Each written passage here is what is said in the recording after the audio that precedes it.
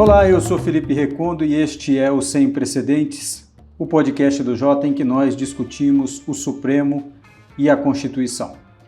Desde o nosso episódio anterior, 2 encontros no Supremo Tribunal Federal marcaram a agenda da Corte e nós vamos discutir as diferenças e as semelhanças entre essas 2 reuniões. No dia 1º, o presidente Jair Bolsonaro foi ao Supremo Tribunal Federal e se reuniu com alguns dos integrantes do tribunal para fazer uma espécie de zeragem de conta, pensar no seu futuro e dialogar com os ministros do Supremo, levando o ministro da Economia, Paulo Guedes, um pouco sobre o futuro e sobre o que aconteceu nos últimos 4 anos. Era aquela tentativa de discutir a relação, mas talvez tarde demais.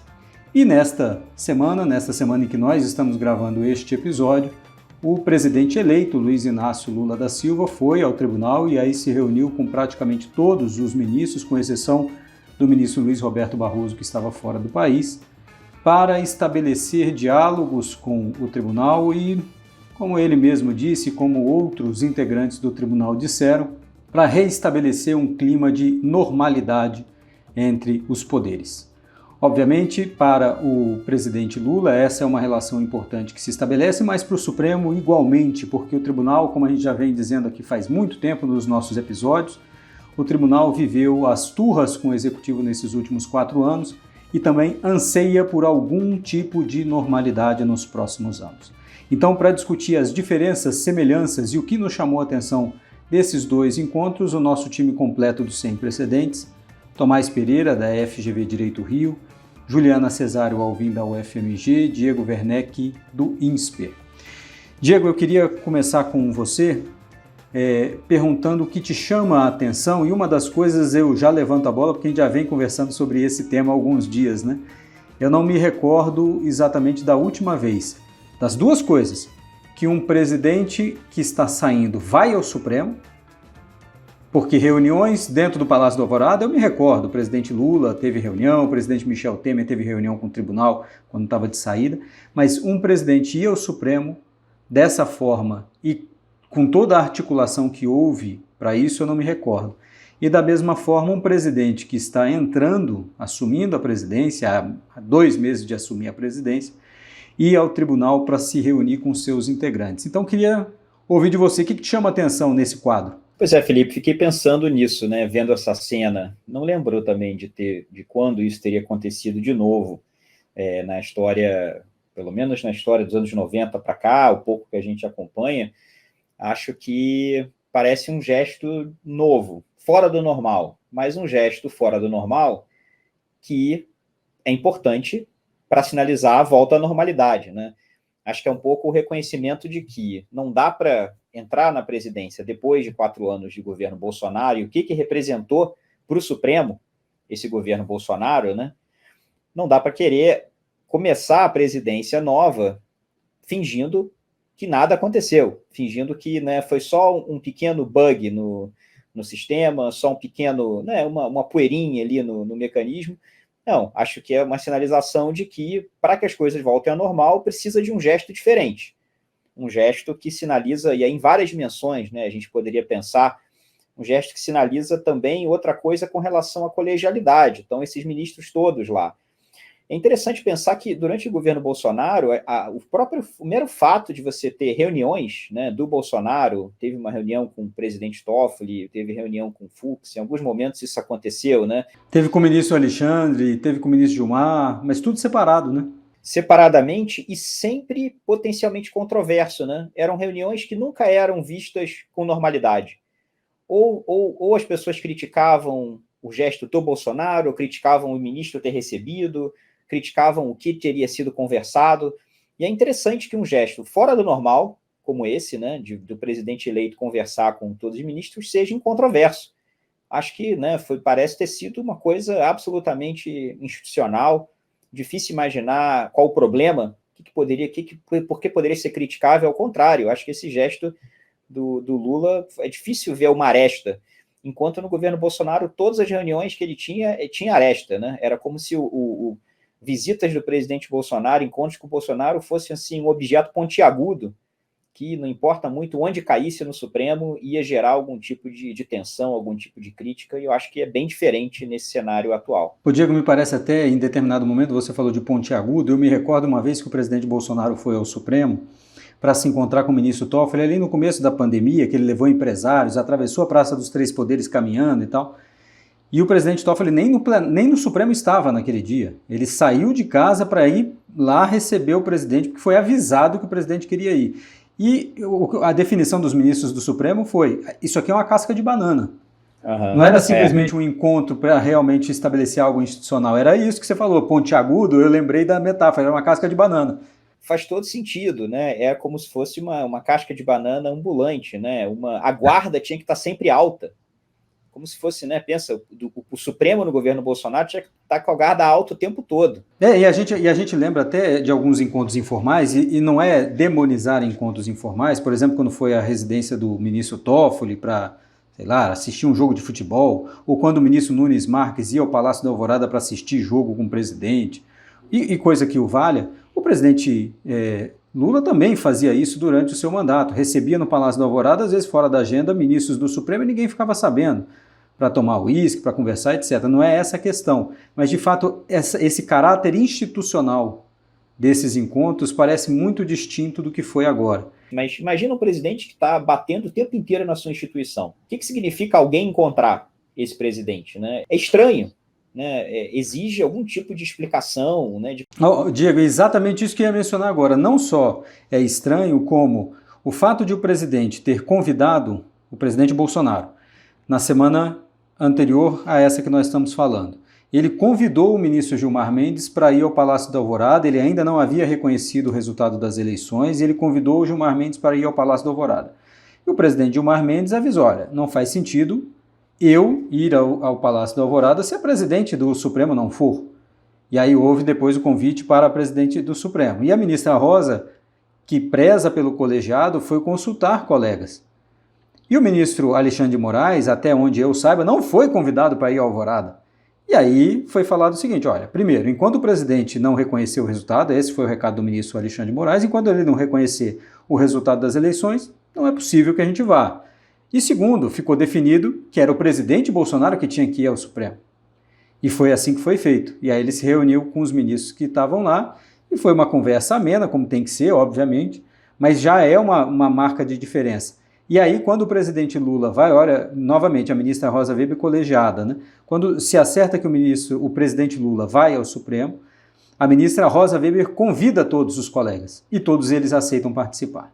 Então, Tomás, queria passar a bola para você também, para a gente continuar nesse assunto, saber o que é inédito nisso e o que representa também para frente. Olá, oi Juliana, oi Diego, oi Felipe. Acho que tem duas questões diferentes, né, que vocês tocaram, né, nesses encontros. Um é, como vocês disseram, é o significado público, às vezes, né, como vocês disseram, no decorrer dos últimos anos, de receber o Bolsonaro, alguém que vinha criticando ministros, o Supremo, e às vezes se mostrando partidário de posições antidemocráticas, apoiando manifestações que pediam intervenção militar no Supremo, coisas desse tipo. Então, você receber alguém que fez isso para você tem um elemento de normalização, né? Então, acho que tinha esse tipo de questão.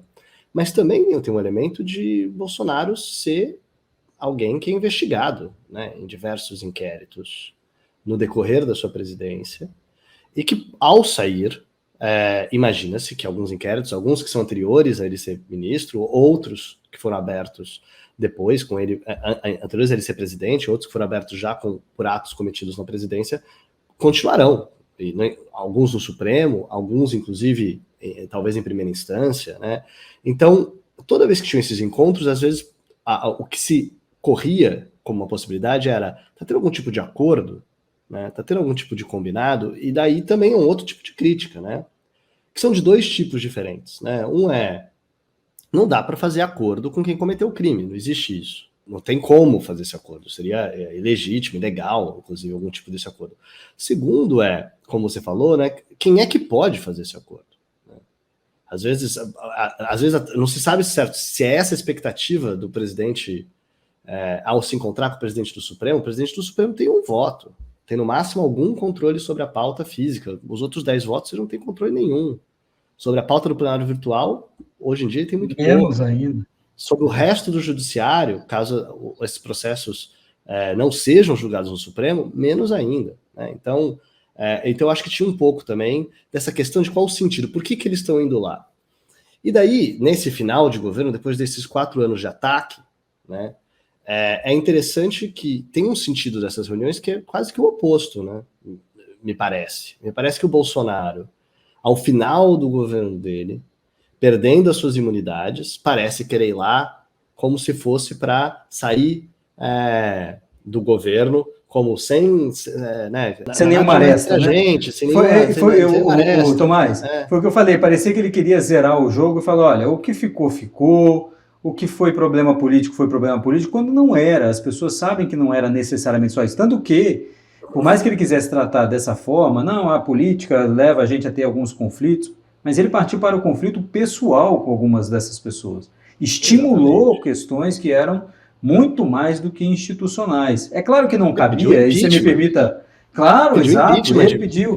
Exatamente. Impeachment de um ministro do Supremo. Fez declarações, inclusive, sobre questões pessoais de determinados ministros. E é claro, não cabe ao presidente ir ao Supremo, e como alguns publicaram, colegas meus, pensar numa anistia, num acordo com o Supremo, porque isso não existe, isso de fato não existe.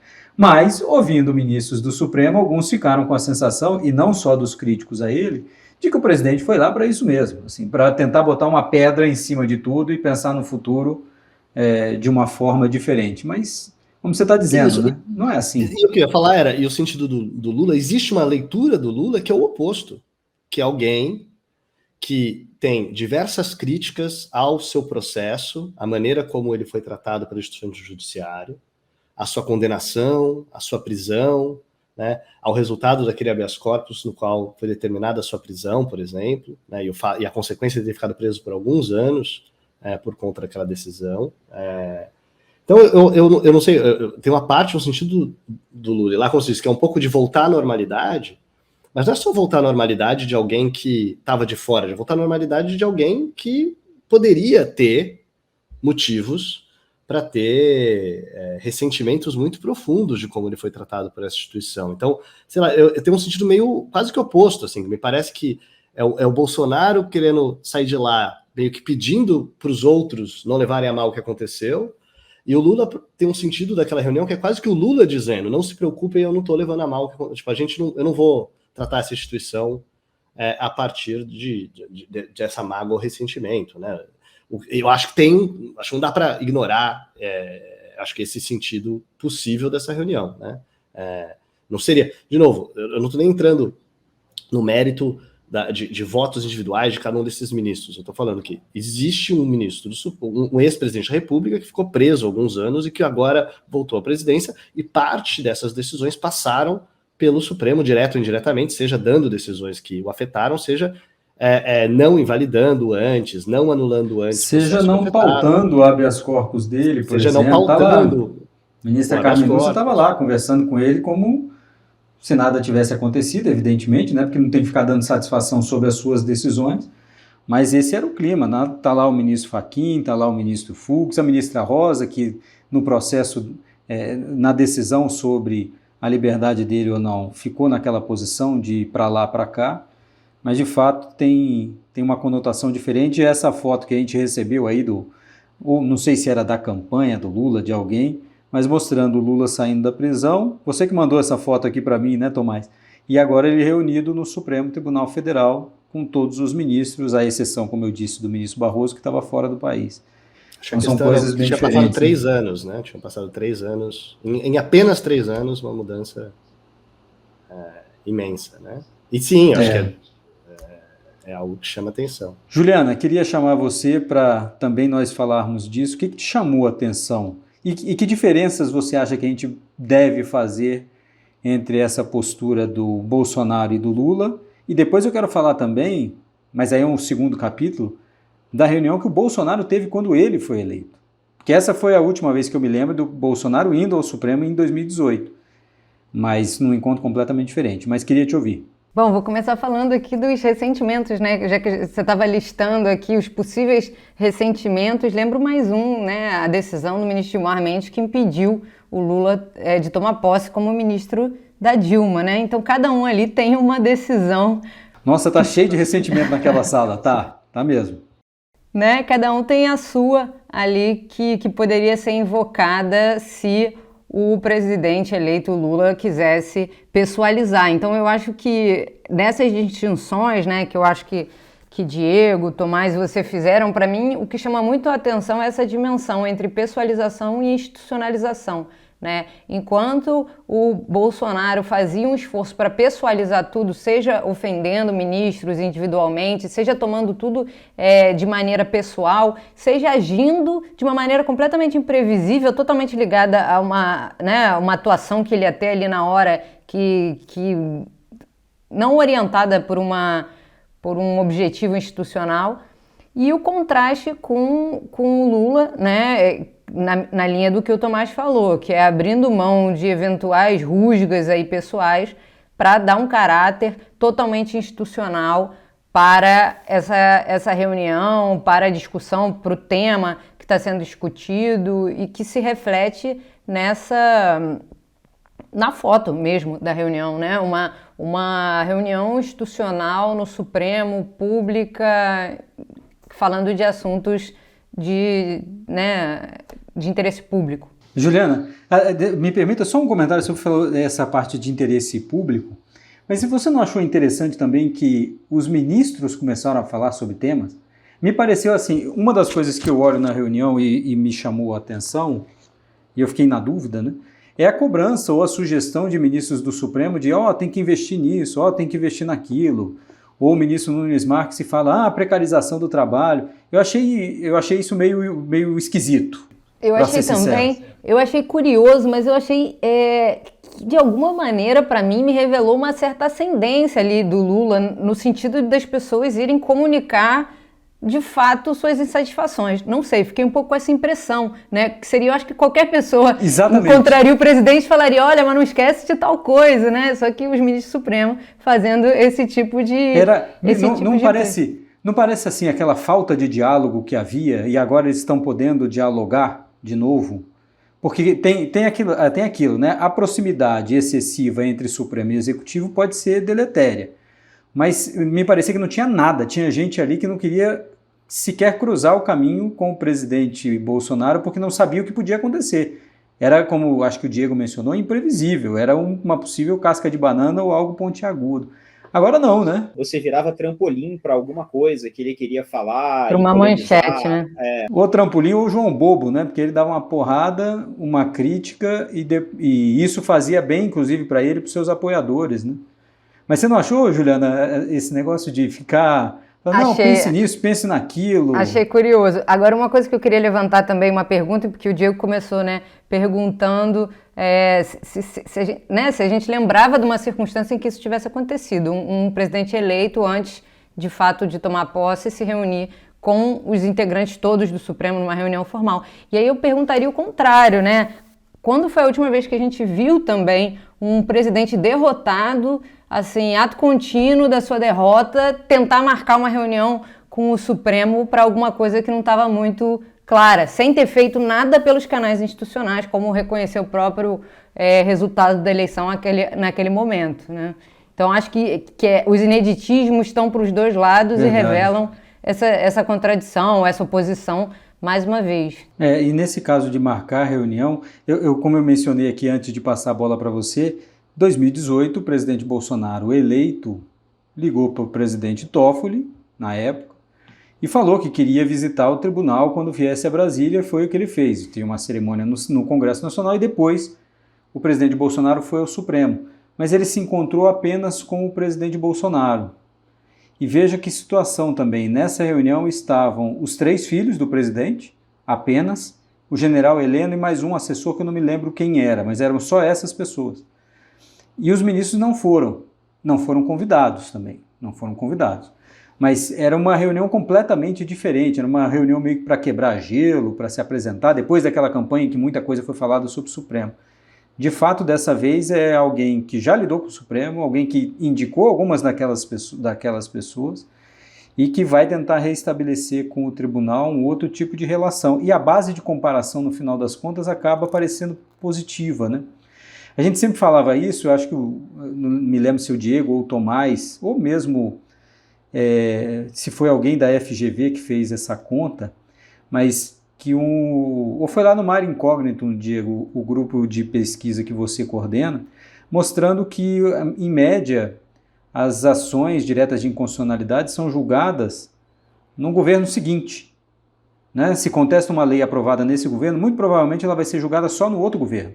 O que dá ao presidente que entra um espaço de decisão, uma espécie de, não vou dizer carta branca porque não é, e nem lua de mel, mas vocês entendem, né? Um certo período de acomodação. Bolsonaro não teve isso, porque não quis. Essencialmente porque não quis. Então, imagino que agora, com o presidente Lula, a gente vá ter um cenário desse, um próximo ano de um pouco mais de tranquilidade, né? Diga, Tomás. Eu acho também que tem uma diferença de sentido, né? Acho que, para além da questão dos ataques do Bolsonaro ao Supremo, para além né, da pessoalização, para além das suas questões específicas e individuais, inquéritos em que ele é investigado, que pessoas relacionadas a ele são investigadas, tem um elemento que a agenda do Bolsonaro tinha diversos temas que eram claramente, sabidamente, anticonstitucionais, né? Assim, no sentido contrário de diversas proteções e garantias que a Constituição estabelece, né?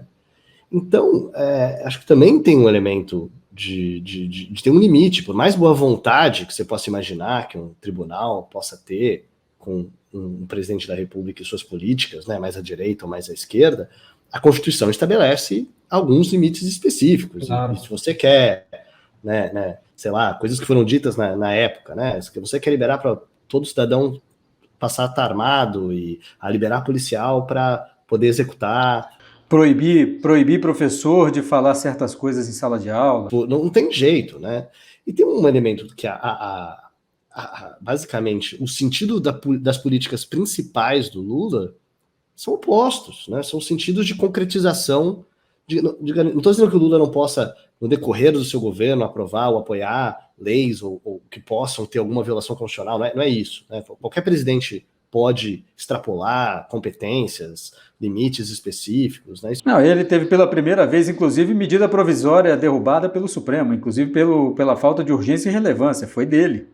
Foi dele, né? Mas eu acho que o que eu estou chamando a atenção é, quando o Lula faz discurso dizendo que a preocupação dele é acabar com a fome, que a preocupação dele é criança nas escolas, né? Essas pautas sociais são pautas sociais da Constituição também, que a Constituição pede que sejam concretizadas, né? Acho que tem a questão seguinte, não fosse a questão pessoal, da maneira como a Lava Jato afetou o governo PT e o Lula pessoalmente, não tem nada nas propostas do governo Lula, no seu discurso político, que esteja que indicasse uma possibilidade de algum atrito com aquele tribunal, né? Então também, acho que isso também é uma diferença marcante, né? De novo, não que o Lula vai conseguir fazer tudo que ele possa querer, seja porque não tem orçamento para isso, seja porque ele precisa de voto na Câmara e no Senado, não estou dizendo isso, mas estou dizendo, tipo, quando você pega o discurso do presidente da República, do presidente Lula, não tem um antagonismo político com a Constituição e, portanto, não tem um antagonismo político com o Supremo. É uma situação completamente diferente que não tem nada a ver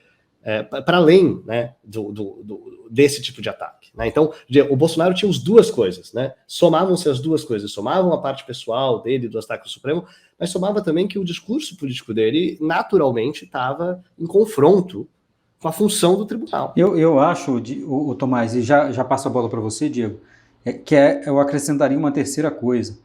O Bolsonaro nunca tinha lidado com o Supremo só como cliente, né? Como clientela, como a gente diz. Tinha um inquérito lá contra ele, tinha processo e tal. O presidente Lula já lidou durante 8 anos, então ele sabe qual é o tipo de relação que se estabelece com outro poder. O Bolsonaro era a primeira vez. Eu acho que ele estava testando muita coisa e não sabia, de fato, como se relacionar com o Supremo. Essa reunião dele com o Toffoli em 2018, para mim, foi o sentido disso. Era uma coisa meio... Ficaram falando sobre nada, assim, não era sobre país, Tanto que foi nessa reunião que o Toffoli disse para ele, Bolsonaro, que o cargo mais importante do Palácio do Planalto era o SAGE, secretário de Assuntos Jurídicos. A conversa ficou nesse entorno, muito diferente, inclusive, do assunto agora. Diego. Pensando no que o Tomás estava falando, acho que o Bolsonaro também era, né, esse caso difícil, ambulante para o Supremo, para lidar com ele, porque ele sempre apresentava as coisas, quando ele era bloqueado de alguma forma pelo Supremo, nunca era algo que tinha a mais remota possibilidade de ter algum tipo de limite constitucional, né, que é o que o Tomás estava dizendo. Ele sempre apresentava como se fosse pessoal, né, ele sempre dizia, o Supremo estão atrás de mim, o Supremo está boicotando, não é porque talvez tem uma controvérsia, não é porque o papel deles... Claro que é natural você discordar do tribunal, você dizer que tem uma outra visão, mas a mensagem era muito mais forte que isso, né? A mensagem que ele enviava o tempo todo para os apoiadores era essas pessoas, na pessoa física, querem boicotar o que eu estou fazendo. Não tem a ver com a Constituição, não tem a ver com limites, é porque eles estão contra mim, porque eles estão me perseguindo. Mesmo quando ele elogiava... Ele até personalizava nos 10% dele. Personalizava, né? Até quando era a favor, né? Quando era a favor nunca era assim... Poxa, né, de fato, é o que diz a lei, não, conseguimos, né, o nosso time, demos sorte, 10% de mim no Supremo, vamos bloquear isso aí.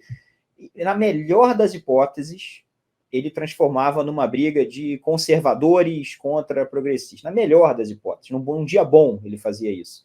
Num dia ruim era uma coisa totalmente pessoal mesmo, mas o direito passava longe. E é difícil para os ministros supremos se relacionarem com isso. E outra coisa, mesmo quando ele aceitava o limite, né, mesmo quando ele dizia... não só com o Supremo, mas com o Congresso, quando ele falava, pessoal, eu não posso fazer sozinho, não posso agir sozinho, às vezes ele falava isso, né?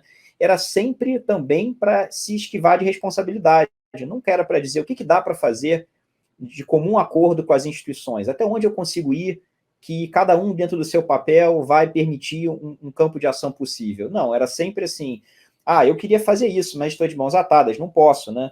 Foi o que ele fez, por exemplo, na pandemia, né? Que também politizou aí a leitura totalmente política dele da atuação do Supremo, mas consistentemente usando o tribunal para dizer eu não posso fazer nada, a culpa é toda do tribunal, a culpa não é minha. Então, né, é complicado para um tribunal lidar com um presidente que tem essas características. Juliana, você fez uma observação aqui na nossa conversa, no nosso chat, que eu acho que vale a pena você mencionar sim, que é sobre quem falou e quem não falou nessa reunião com o presidente Lula. Pois é, a gente estava comentando aqui, né, dessa postura dos ministros, e um desses que direcionou várias observações, digamos assim, vários pontos de atenção, como você falou, para o Lula foi o ministro Nunes Marques, né, contrastando com a postura que foi reportada com relação ao ministro André Mendonça, que teria ficado calado, né, ao longo de toda a reunião.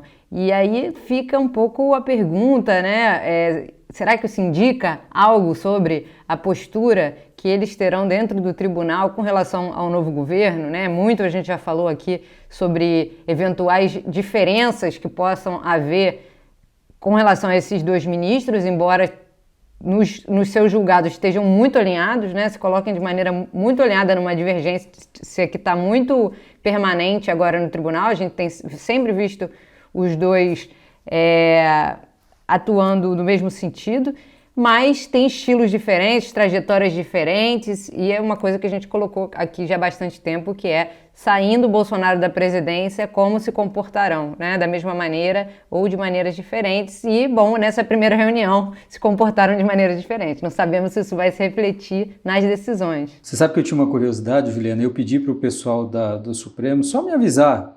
Eu tinha curiosidade de saber quem o presidente cumprimentaria primeiro. Por quê? Em 64, quando Castelo Branco foi ao tribunal, ele fez questão de cumprimentar primeiro os ministros que eram potenciais alvos dos militares, para mostrar deferência a eles e que ele não os violentaria, digamos assim. Só que aí os ministros do Supremo fizeram a fila de antiguidade, né? Aí já era. Mas engraçado que o presidente Lula tenta cumprimentar todos, dando a mão e puxando para dar um abraço. O mais frio de todos me pareceu realmente o ministro André Mendonça. Mas não necessariamente, eu acho, tem a ver com o comportamento que vai assumir. Até porque tem uma disputa agora pelo TRF, pelas vagas no TRF da primeira região, e para mim está muito claro que o governo Lula abriu uma guerra contra o Nunes Marques pela sua influência no TRF da primeira região. Então, essa primeira reunião ainda não tinha essa briga surgiu no mesmo dia da reunião, e acho que o ministro Nunes Marques deixa de ser ou de ter uma certa relação mais próxima, digamos assim, com o governo por conta desse conflito até ele se resolver. Bom, vamos partir aqui para a nossa rodada final, que é uma rodada final um pouco gorda. Eu queria chamar o Tomás primeiro para a gente destacar, Tomás, afora essas duas reuniões, um fato, uma personagem ou uma decisão da semana algo que te chamou a atenção fora disso. Acho que a gente acabou não falando disso na semana passada, né? Mas estamos nesse aguardo do eventual relatório, né, da análise do processo eleitoral feito pelo Exército, e toda uma discussão sobre isso. Vimos o relatório chegou, não aponta prova nenhuma, né, de qualquer tipo de fraude ou de problema, faz apontamentos pontuais, mas não chega a uma conclusão direta, né, dizendo como se não provamos que tem fraude, mas isso não significa que não possa ter, né? Tinha um pouco disso na mensagem, né? E ao qual se soma agora uma nota dos chefes das Forças Armadas do dia de hoje, que chamou atenção pela sua sintonia com o discurso do Bolsonaro quando ele finalmente resolveu falar dias depois do resultado eleitoral, né? Quando ele fez aquela sua fala extremamente curta, na qual ele basicamente simultaneamente, né, disse que não podia, os apoiadores dele não deveriam cometer violência, não deveriam parar as estradas, né, bloquear estradas, esse tipo de coisa, mas ele não reconheceu expressamente né, o resultado das eleições, não disse que não havia fraude, não falou para eles irem para casa, não falou nada desse sentido, que foi entendido como uma sinalização de que era para continuar fazendo aquilo mesmo, e que teve essa mobilização posterior, né? Agora a gente vê essas manifestações na frente de bases do Exército. Então, o contexto no qual a gente vê uma nota das Forças Armadas é um contexto no qual a gente tem manifestantes, apoiadores do Bolsonaro, na frente de bases do Exército pelo Brasil, e pedindo coisas como intervenção militar, que eles intervenham, que eles, basicamente pedindo um golpe, né? São manifestações golpistas, não tem outro termo. E é curioso que a sinalização do Exército foi basicamente a mesma. Foi, violência não cometam violência, mas reconhecendo e respeitando, digamos assim, uma liberdade genérica de se expressar dessas pessoas sem além, né? Eles poderiam dizer que existe um direito genérico de liberdade de expressão e de manifestação, que de fato existe, ninguém está negando, é óbvio que existe, é importantíssimo, mas que ao mesmo tempo há sim, por exemplo, crimes que podem ser cometidos contra instituições democráticas, né? Há sim uma lei no Brasil hoje de defesa da democracia, né? Que substituiu exatamente a Lei de Segurança Nacional anterior. Há certos discursos que não são aceitáveis, né? Ou eles mesmos dizerem, né, que de jeito nenhum eles vão intervir em nada disso, deixar isso expresso da maneira mais clara. Eles optaram por dizer que estão atentos, observando a vontade do povo, que o povo sim que é soberano, o povo, como se o povo existisse em abstrato, e não em concreto no resultado eleitoral, né?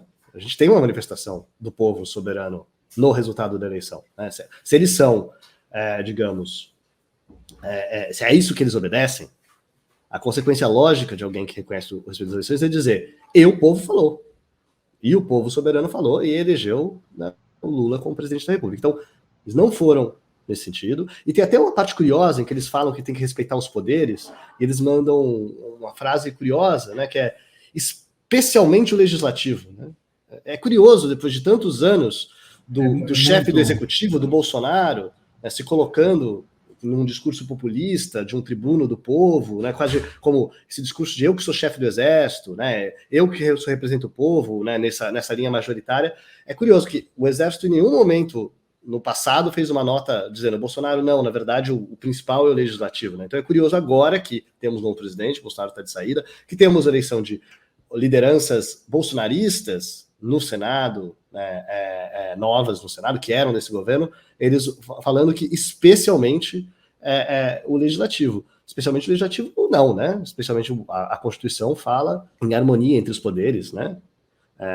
Que são, né, cada um dentro da sua esfera são constitucional são todos equânimes, né? Não tem um poder que está acima. Agora, as Forças Armadas resolveram dar aquela de poder moderador e dizer quem é que é o maior poder em relação ao outro.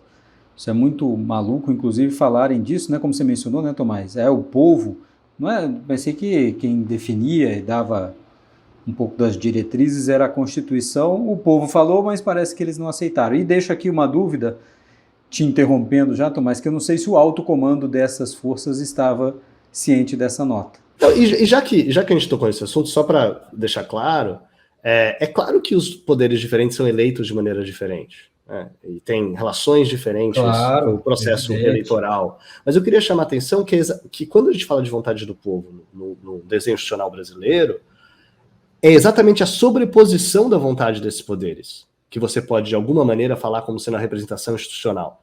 Então, o presidente não pode mais que o legislativo, nem que o judiciário. É só você pensar num processo legislativo, né, em que uma lei tramita pela Câmara, passa pelo Senado, passa pela possibilidade de veto ou sanção do presidente da República, e depois é analisada pelos ministros supremos, pelo Supremo Tribunal Federal, cujos membros são indiretamente, né, indicados pelo presidente da República e confirmados pelo Senado, né? Então tem essa relação com ambos os poderes, com o executivo e com o legislativo, né? Então a vontade do povo, em abstrato, a gente pode falar sobre ela, mas quando a gente fala do funcionamento institucional de uma democracia, não é a Câmara que manda mais, porque senão uma lei era aprovada só pela Câmara, nem o Senado que manda mais, nem o presidente. É exatamente, eu acho que esse é um bom exemplo de como vontade do povo está exatamente na sobreposição das vontades e alcançando algum tipo de consenso em algumas situações, né, ou de não usando seus poderes de veto, desses vários poderes, cada um eleito de uma maneira diferente, até porque nenhum desses sistemas eleitorais, diretos ou indiretos, é perfeito e representa puramente uma vontade do povo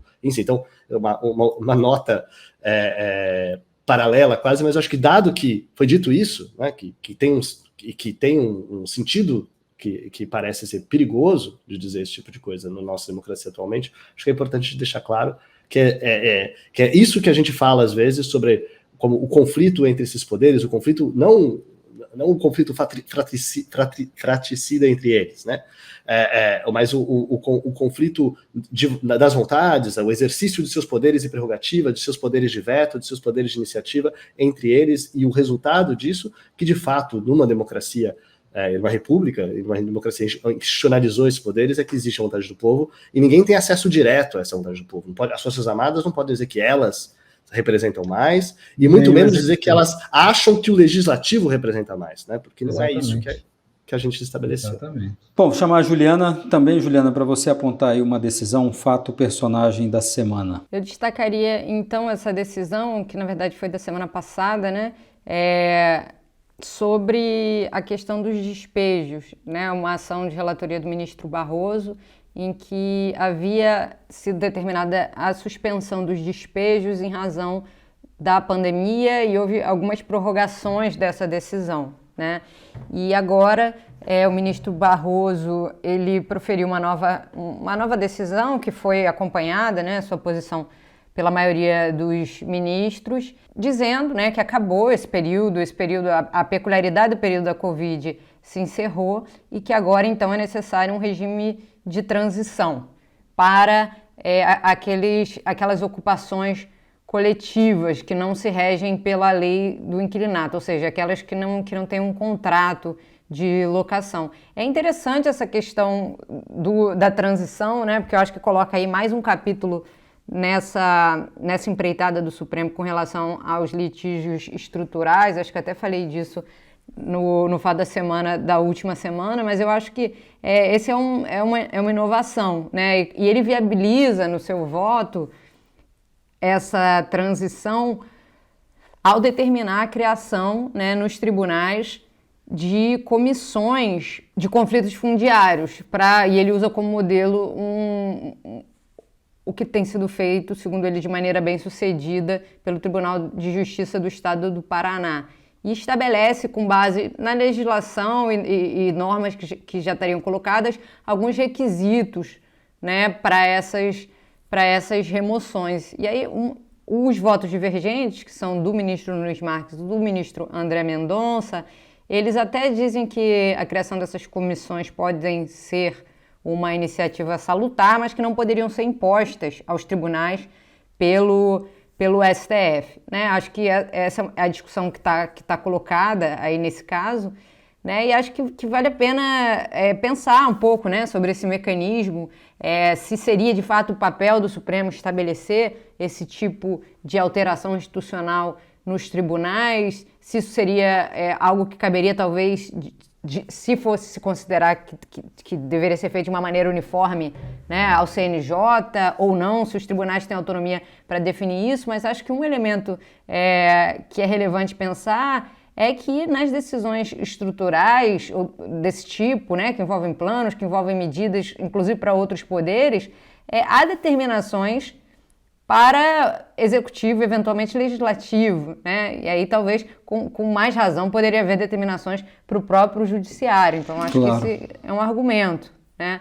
Mas é interessante pensar nisso e também pensar, acho que, como é que isso vai ser operacionalizado, se vai haver resistência, se não vai haver. Acho que também abre um flanco aí grande para reclamação, né, se isso estiver sendo descumprido, né? Então abre uma porta para que as reclamações continuem chegando no Supremo com relação a esse caso, já que há uma determinação, né, uma decisão do Supremo em controle abstrato que detalha como esse procedimento de retomada dos despejos tem que ser feito. Então, se houver descumprimento, cabe reclamação. Então, como é que isso vai se operacionalizar? Acho que é algo interessante para a gente observar.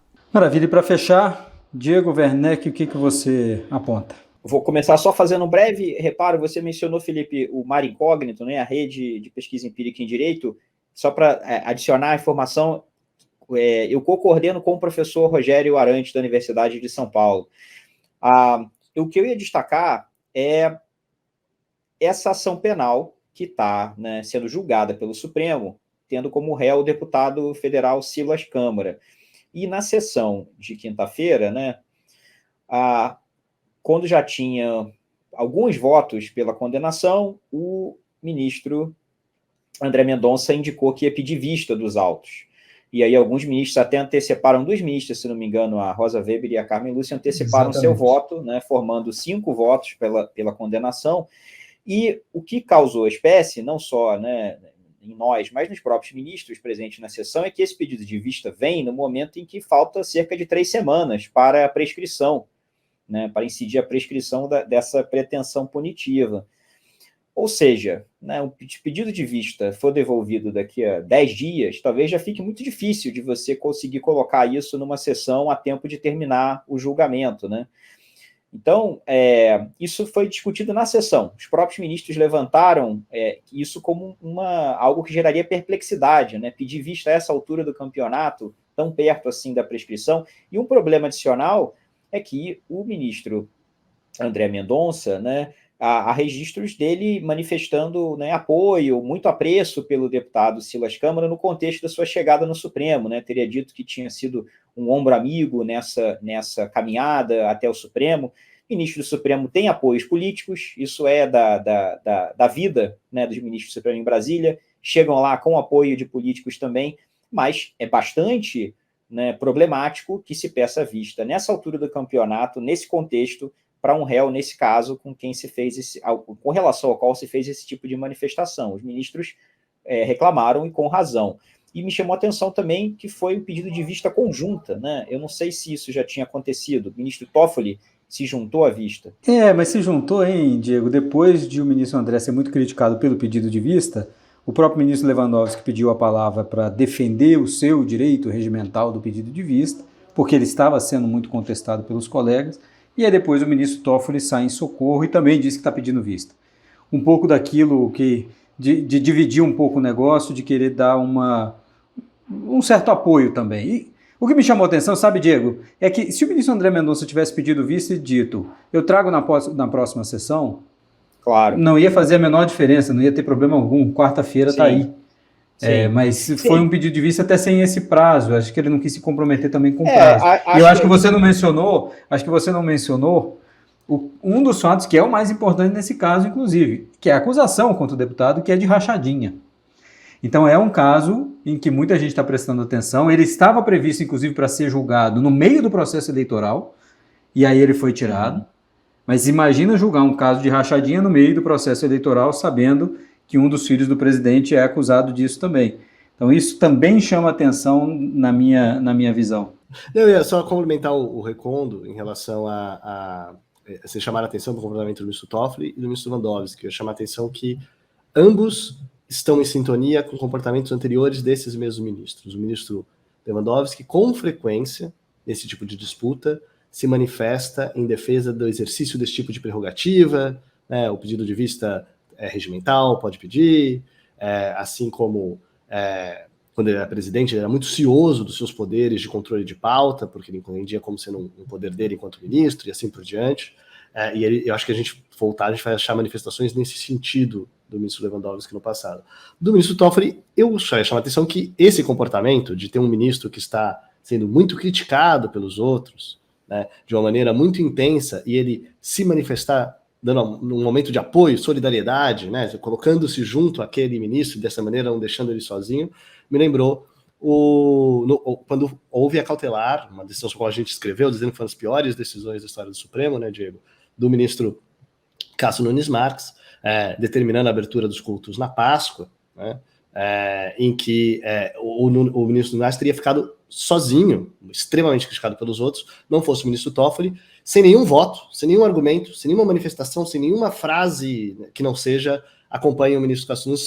Claramente tinha um sentido daquilo que era, eu não vou aqui falar nada, acrescentar argumentos que defendam a sua decisão, mas eu vou colocar meu nome junto da sua. Então me chama a atenção o ministro Toffoli fazer isso, me parece algo que o ministro Toffoli tende a fazer, talvez tenha a ver com o fato dele já ter estado nessa posição no passado, e ele ter alguma solidariedade, talvez tenha a ver mais com uma estratégia a gente sabe como funcionam, às vezes, as alianças dentro do Supremo, dele se colocar ao lado desses ministros mais recentes, mais jovens, menos antigos do tribunal, que vão ficar no tribunal por muito tempo, mas de qualquer maneira me chama a atenção dos dois, né? Me parece que ambos, né, ministro Lewandowski defendendo a prerrogativa de pedir vista, ou prerrogativas em geral, como sendo quase absolutas às vezes, e como se não pudessem ser criticadas quando são exercidas, eu acho que a gente encontra manifestações dele no passado. Mensalão, claramente.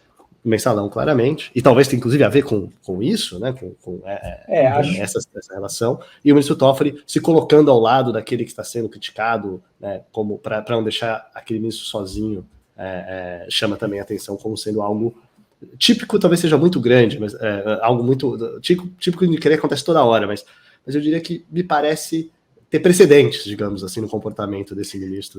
Mas acho que faz todo sentido os ministros baterem muito na sessão nisso daí, porque acho que nenhum deles, se a proposição for o ministro não pode pedir vista quando estiver perto da prescrição, nenhum deles vai endossar essa proposição. Eles querem manter todas essas prerrogativas. Ali é para aumentar o custo de você segurar, né?